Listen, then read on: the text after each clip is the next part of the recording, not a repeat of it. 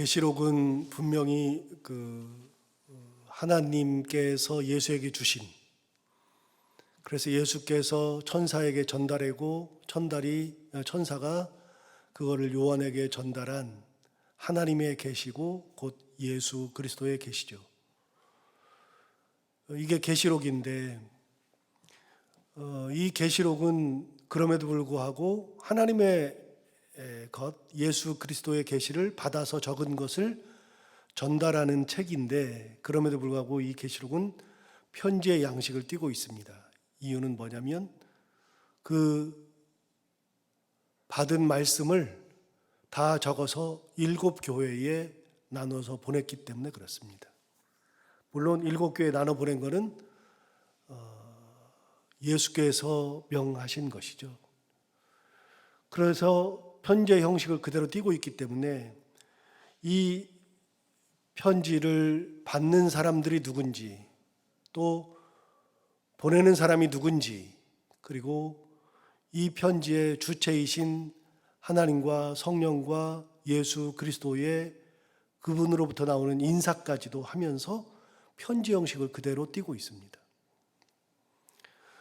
편지 형식에서 여러분들 계속 사도 바울부터 계속해서 봤지만 모든 편지는 자기 자신에 대한 정체성을 먼저 이야기합니다. 내가 누구냐? 사도 바울은 주로 이야기하기를 하나님의 사도요, 예수 그리스도의 종, 이 두 가지 사도와 종이라는 표현을 통해서 자기 자신을 규정했었죠.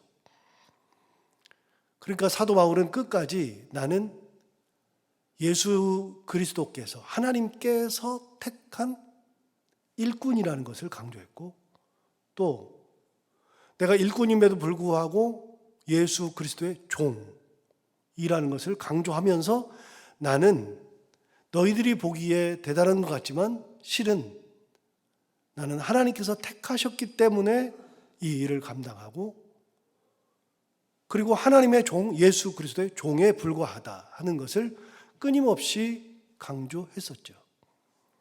요한은 어떤가? 요한은 역시 편지 형식을 띠고 있으니까요. 요한은 어떻게 이야기하는가? 자기 자신에 대한 정체성을 이야기해 줍니다. 구절을 보시면 자기 자신에 대한 이야기를 해주는데 이렇게 이야기합니다. 나 요한은 너희 형제요 예수의 환난과 나라와 참음에 동참하는 자라. 자기 자신을 뭐라고 규정했냐면 두 가지로 규정을 해줬는데, 하나는 너희 형제다라고 규정을 했습니다.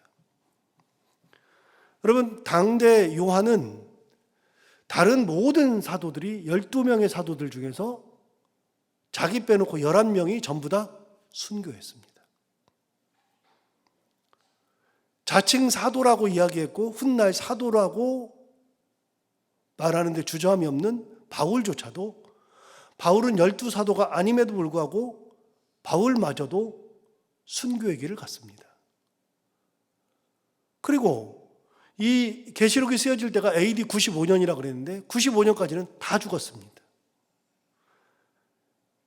예수님께서 33년 사시고 가셨으니까 예수님께서 가셨던 그때가 그냥 예수님이 오셨던 것을 영년으로 잡으면, 물론 이제 학자들은 마이너스 4년, 그래서 빛이 4년에 오셨다고 얘기하지만 그거 빼놓고 그냥 예수님 오신 것을 기원으로 해서 영년이라고 잡으면, 예수님께서 영년에 태어나셔서 33년에 돌아가셨으니까 AD 95년에 이 계시록이 기록되었던 것은 62년 지나서입니다.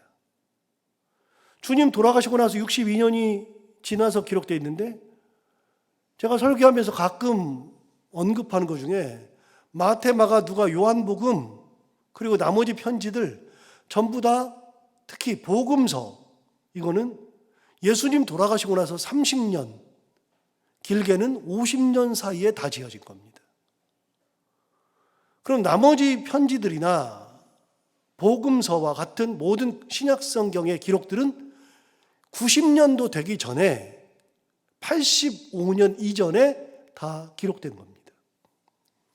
그럼 요한계시록은 마지막에 기록된 책이라고 볼 수 있지요. 그런데 이미 사도들은 다 죽었습니다. 예수를 전하던 사람들도 다 죽었습니다. 다 죽었으니 남아있는 유일한 사도는 요한입니다. 그래서 요한 혼자 살아있었기 때문에 사람들이 요한을 대하는 태도는 사도들이 살아있을 때 요한을 대하는 태도와는 사뭇 다르지 않겠습니까? 싹 다 죽었는데 혼자만 살아있으니까요. 그러니까 요한은 살아있는 유일한 사도죠. 사람들이 요한 그러면 대단한 분, 물론 하나님의 사도인 것을 압니다. 예수 그리스도의 사도인 것을 알지만 그럼에도 불구하고 요한은 대단한 분입니다. 그런데 요한은 자기를 뭐라 그랬냐면 여러분들의 형제라고 했습니다. 요한은 내가 아무리 살아있는 그런 사도라 할지라도, 유일한 사도라 할지라도 그건 하나님으로부터 부름받은 일꾼인 사도지 여러분과 나는 동일한 형제일 뿐이다. 요한이 자기 자신을 규정한 겁니다.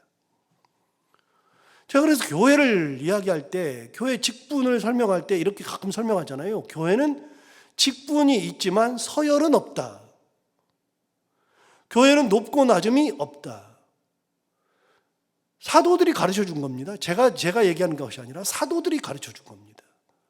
사도들은 끊임없이 높고 낮음을 이야기한 적이 없습니다.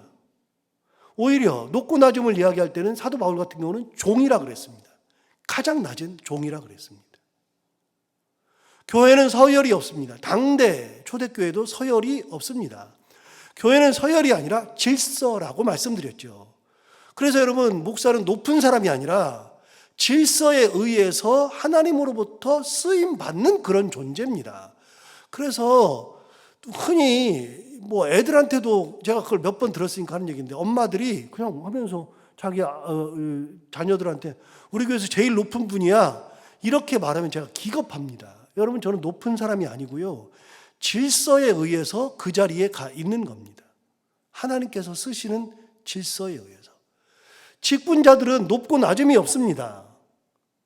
뭐가 되면 높다라는, 우리는 이 땅 사니까 서열의 개념을 가지고 있지만 직분자들은 높고 낮음이 없습니다. 나는 장로의 직분을 받은 거고, 권사와 안수집사로서 부르심을 받은 거고, 목사는 목사로서 부르심을 받은 질서에 의해서 그 자리에 가 있어요. 그런데 그 질서에 의해서 일을 감당할 때 교회에서 가장 많은 일을 감당해요.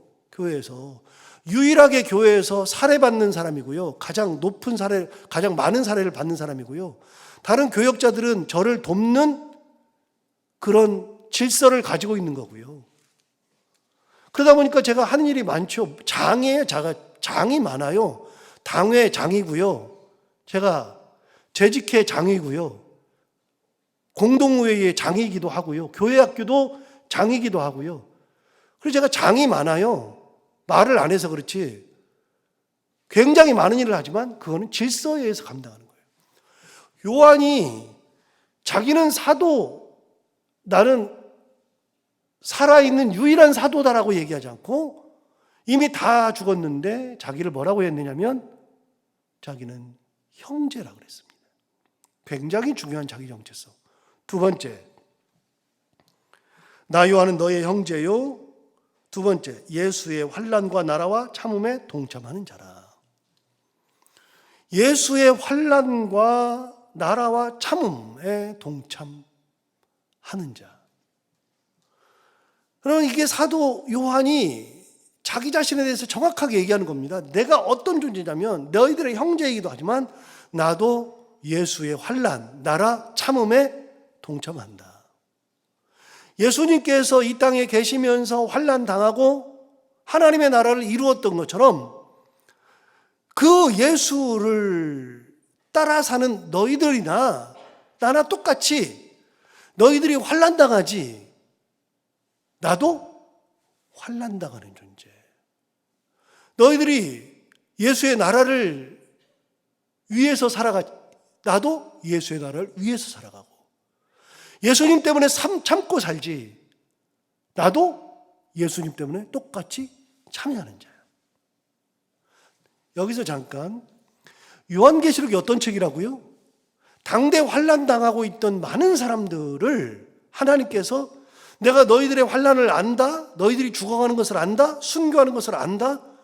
하나님께서 그들을 다 아시고 그들에게 격려하시고 그들이 그 환난 가운데에서 신앙을 잃지 않고 끝까지 신앙을 지키고 잘 지내다가 하나님의 은혜 가운데에 살다가 갔을 때 걱정하지 마. 내가 너희를 기억하고 있어. 걱정하지 마. 로마는 곧 멸망해. 이 땅은 멸망해. 그래서 너희들을 위해서 내가 새 하늘과 새 땅을 준비하고 있고 새 예루살렘을 준비하고 있고 그래서 내가 앉아있는 옥좌, 보좌를 가르쳐 줄게. 그래서 보좌를 요한계시록에서 상세하게 설명해 주잖아요. 우리가 가야 하는 그곳, 보좌가 어떤 곳인지 환난 가운데서 죽어가고 있지만 그러나 너희들이 그렇게 하는 걸 내가 알고 있는데 너희들이 가야 하는 이곳 보좌가 이런 곳이야.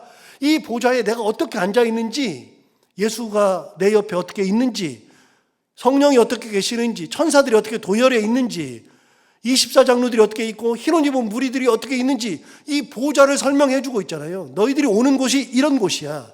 가르쳐 주고 있잖아요. 계시록은 끊임없이 죽어가고 있는 사람들, 환난 나가는 사람들에게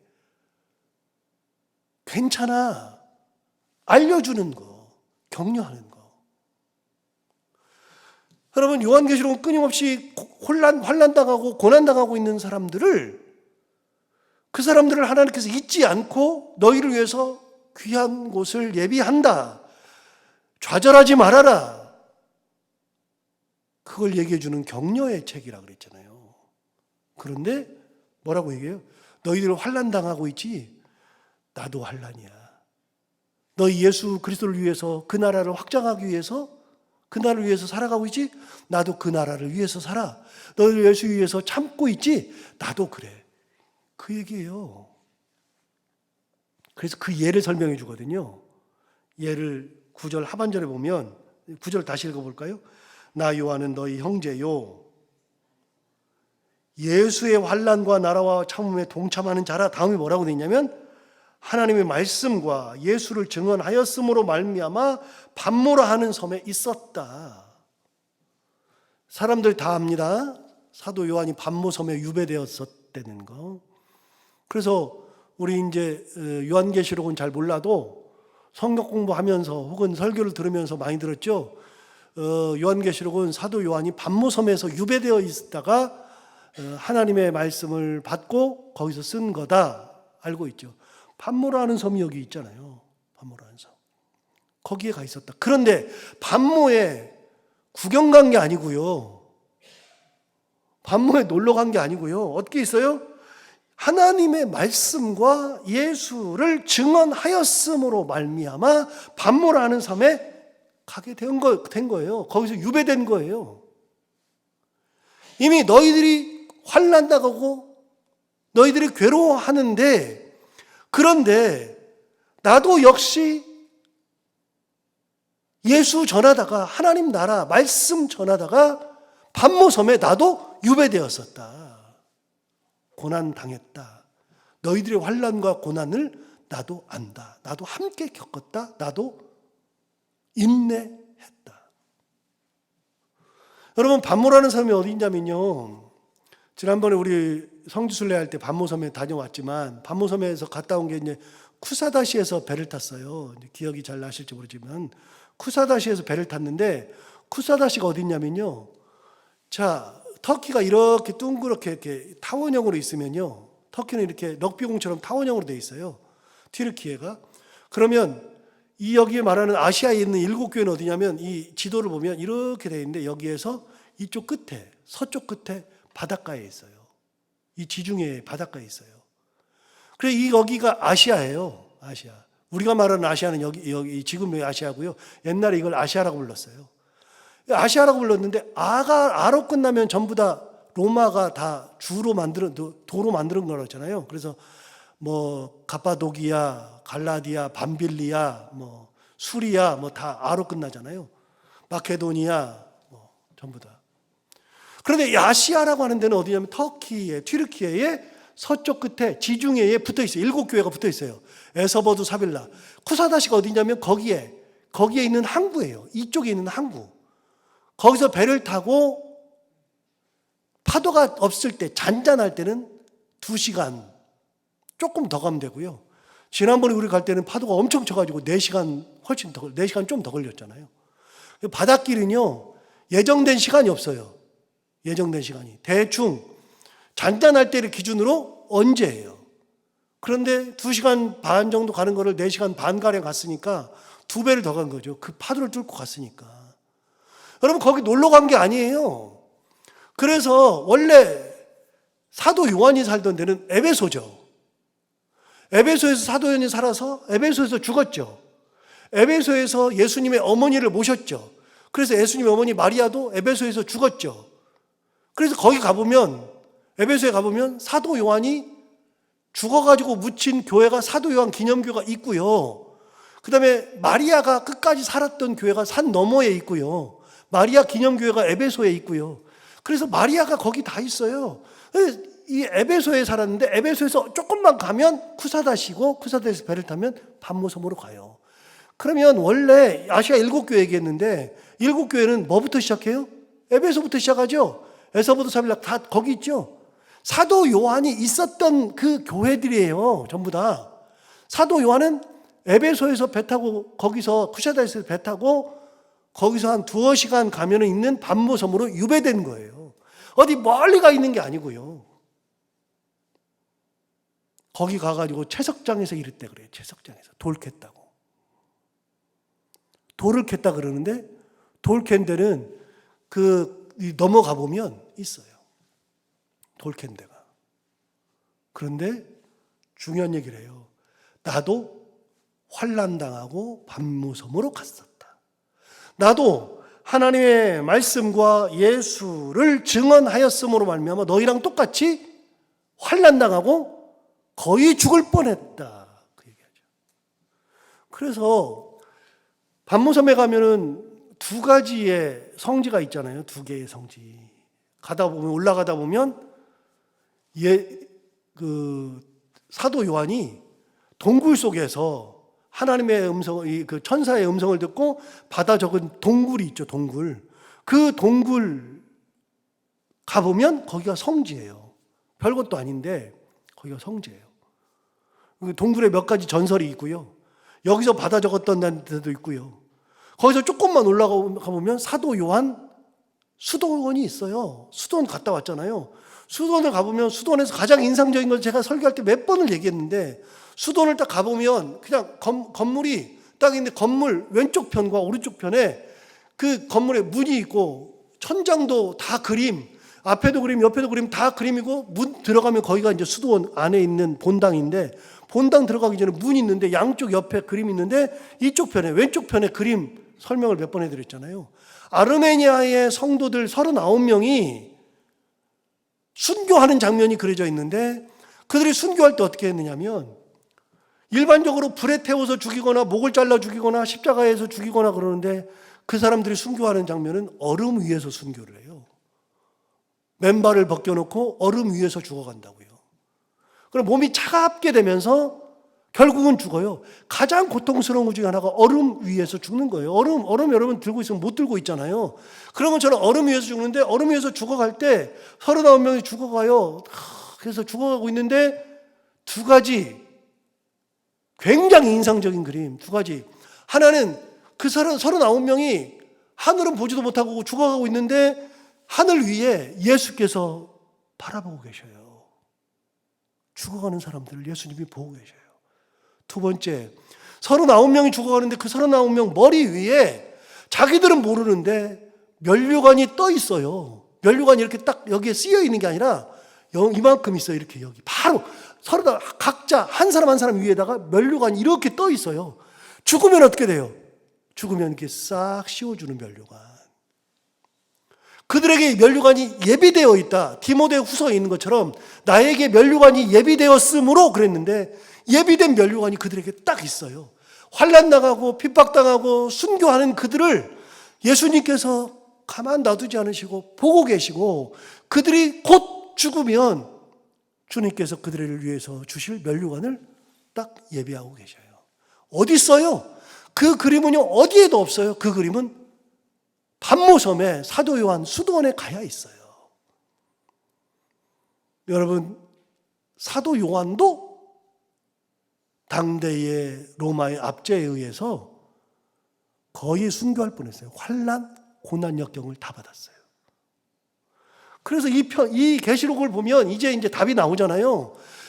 당대에 환난 당하고 고난 당하고 순교의 길을 가는 사람들에게 하나님께서 주시는 위로, 하나님께서 그들에게 주시는 격려, 신앙을 잃지 말라고 하시는 하나님께서 함께 해주시는 그런 모든 것들이 다 들어있는데 사도 요한 얘기하잖아요. 나도 너희랑 똑같이 예수 그리스도의 환난과 나라와 참음에 동참하는 자다. 그러면서 나는 환난과 나라와 참음에 동참하면서 어떤 일이 있었느냐? 하나님 말씀 전하고 예수 그리스도를 증언하다가 나도 pat모섬에 끌려갔었다. 거기 가가지고 pat모섬에 가가지고서 하나님의 계시를 받은 거예요. 예수 그리스도를 계시를 받은 거예요. 자기도. 그래서 그거를 편지 형식으로 보내주는 거잖아요. 10절 볼까요? 10절 보시면 이렇게 말합니다. pat모라는 섬에 있었어요. 그런데 10절에 주의 날에, 여러분 주의 날이라 그랬으면 어떤 날이냐면 이제 예수님을 만난 날이니까 예수님의 날, 주의 날 할 수도 있지만 당대에 초대교회에서는 주의 날 그러면 어떤 날이냐면요, 주일을 의미했어요. 주의 날. 성경에 주의 날이라는 표현이 나오면 그건 주일이에요. 왜 주의 날이라 그러냐? 이제 물론 구약 시대에도 주의 날이 나와요. 그거는 다른 거고요. 신약 시대에 주의 날이 나오면 그건 주일이에요. 왜 주일이라 그러냐면 안식일 다음이 주일이잖아요. 토요일이 안식일이니까, 안식일 다음이 주의 날이니까 처음에는 성경에 어떻게 기록되어 있냐면 처음에는 예수님께서 부활하신 날을 주의 날이라고 하지 않고 안식 후 첫날이라고 그랬다고요. 그래서 처음에는 성경에서 안식 후 첫날이라고 기록을 하면서 했는데 사도들이 안식일 날도 모였지만 점점 안식일 날 모이는 것보다도 안식 후 첫날, 주님께서 찾아오신 그날, 부활하신 그날에 모이기 시작했어요. 그래서 주일이 된 거예요. 주일이. 우리가 그냥 주일 그러지만 그건 일요일이잖아요. 일요일. 예수 믿는 사람들이나 주일 그러지 아닌 사람들이 주일 하나요? 주의 날은 일요일이에요. 오늘의 날이 주일이에요. 주일에 어떤 일이 있었냐면 주의 날에 10절 보세요. 주의 날에 내가 성령에 감동되어 내 뒤에서 나는 나팔소리 같은 큰 음성을 들었다. 갑자기 큰 음성을 들은 겁니다. 그런데 큰 음성이 어떤 거냐? 나팔소리 같은 큰 음성. 여러분, 나팔소리 같은 큰 음성이 들렸는데 11절 보세요. 뭐라고 하나 보세요. 나팔소리 같은 큰 음성이 이르되 내가 보는 것을 두루마리에 써서 에베소, 서머나, 버가모, 두아디라, 사대, 빌라델피아, 라우디게아 등 7교회에 보내라 하시기로. 그래서 7교회에 편지하는 이유가 뭐냐면 나팔소리 같은 큰 음성이 내 뒤에서 들려가지고서 그 음성 듣고서 써서 보낸다는 거예요. 그런데 여기 보면 재밌는 게 나와요. 내 뒤에서 나팔소리 같은 큰 음성. 자, 이제 요한계시록에서 많이 나오는 표현 중에 하나가 뭐냐면요, 같은이에요. 같은. 그럼 여러분, 이 큰 음성이 나팔소리예요? 아니에요? 아니에요. 무슨 소리인지 몰라요. 모르는데 이제부터는 인간이 가지고 있는 한계가 뭐냐면요, 자기가 모르는 거는 몰라요. 모르니까 어떻게 말하는 거예요? 모르니까 뭐뭐 같은 거예요. 개 짖는 소리 같은 소리가 들리더라. 그래서 이 구약 성경에서 같은이라는 표현이 나오는데 대표적으로 나오는 표현이 뭐냐면 만나를 설명할 때, 만나는 한 번도 본 적이 없잖아요, 이스라엘 백성들이. 그래서 쓸 때 만나를 뭐라고 써요? 만나를 보니까 하얀색인데 요만한 가시예요. 가시가 저도 뭔지를 몰라요. 찾아보니까 요만하대요. 그런데 가시는 지금도 모르니까요. 가시를 설명할 때는 뭐라고 설명해야 될까요? 이거는 무슨 저 같은 경우 가시를 딱 보면 잘 모르니까 뭐 수박씨 같은 뭐 이렇게 얘기하겠죠. 모르니까. 모르면 그렇게 하잖아요. 그러니까 구약성경에 뭐라고 되냐면 만나를 가시 같다 그랬어요. 왜요? 경험한 적이 없어요. 알아본 적이 없어요. 본 적이 없어요. 그러니까 인간은 경험을 못하니까 뭐라고 해요? 같다 그래요. 그 표현은 내일 하기로 하고요. 그런데 나팔 소리 같은 소리, 그러니까 소리가 나팔 소리 같아요. 엄청나게 큰 소리 같은 그런 걸 얘기하는데, 여러분 4장 한번 가볼까요? 4장.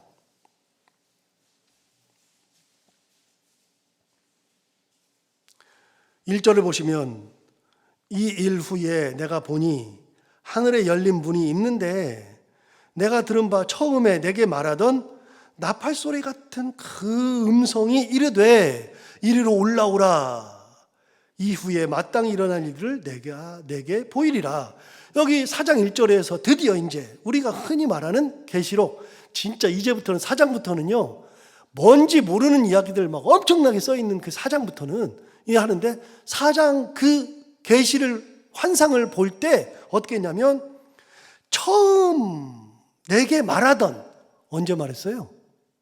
아까 1장에서 말했잖아요. 아까 1장 11절에서 얘기했잖아요. 10절에서 얘기했잖아요.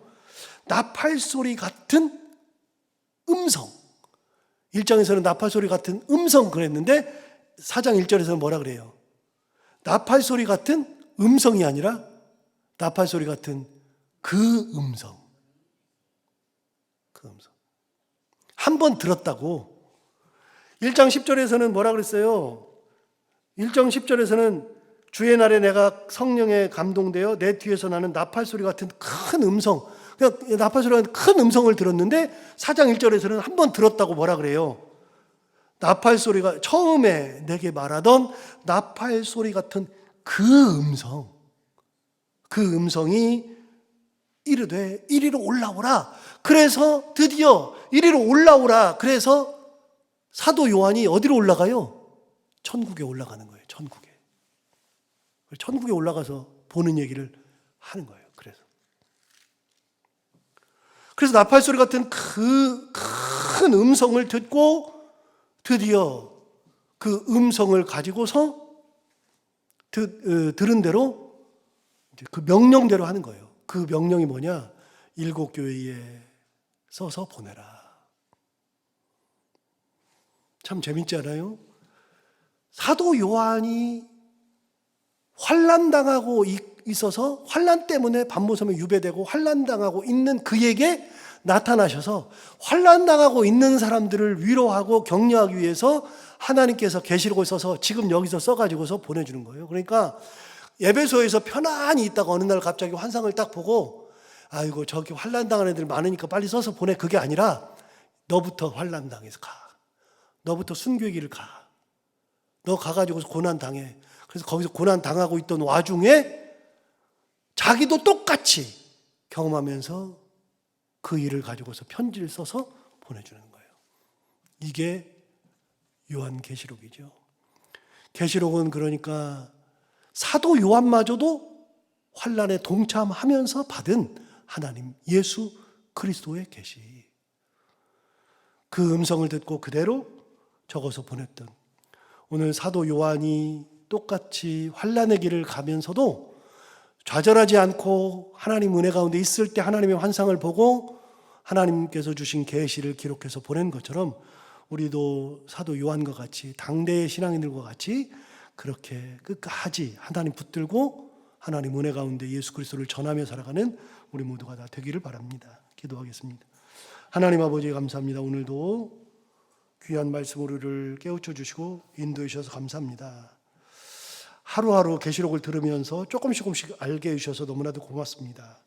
사도 요한이 이렇게 환난을 당하는 가운데에서 계시를 받고 그 계시를, 이 계시록을 읽는 사람들이 사도 요한도 그래 맞아, 밤모섬에서 유배당하고 거기서 힘들어하고 있었지, 우리와 똑같은 길을 가고 있었지, 그들에게도 위로가 되기도 하면서 하나님께서 그렇게 사도 요한의 길도 인도하셨던 것, 또 오늘 하루를 통해서 깨닫게 해주셔서 감사합니다.